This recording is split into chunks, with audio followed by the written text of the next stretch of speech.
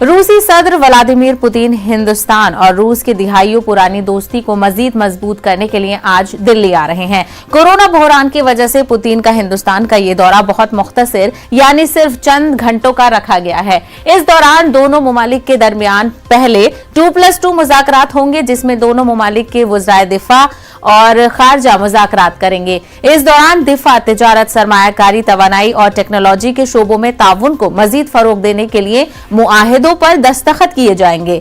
वजारत खारजा के मुताबिक पीएम मोदी और सदर पुतिन शाम 5:30 बजे चोटी बातचीत का आगाज भी करेंगे।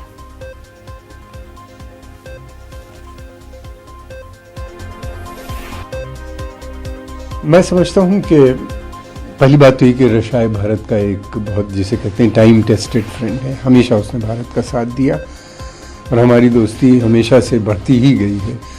और प्रधानमंत्री नरेंद्र मोदी जी के पुतिन के साथ पर्सनल संबंध बहुत गहरे हैं। उनको वो माई फ्रेंड कह के एड्रेस भी करते हैं।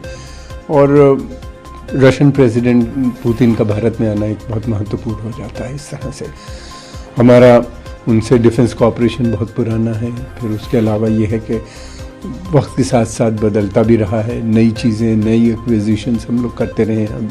उनके आने से पहले हमको S-400 मिसाइल डिफेंस सिस्टम जो है वो भारत में आ रहा है, जो कि बहुत इम्पॉर्टेंट समझा जाता है। हालांकि उसके ऊपर काफ़ी अमेरिका का प्रेशर भी है। अमेरिका ने कहा है कि वो काटसा को अप्लाई करेगा, यानी सैंक्शन भी लगा सकता है भारत के ऊपर।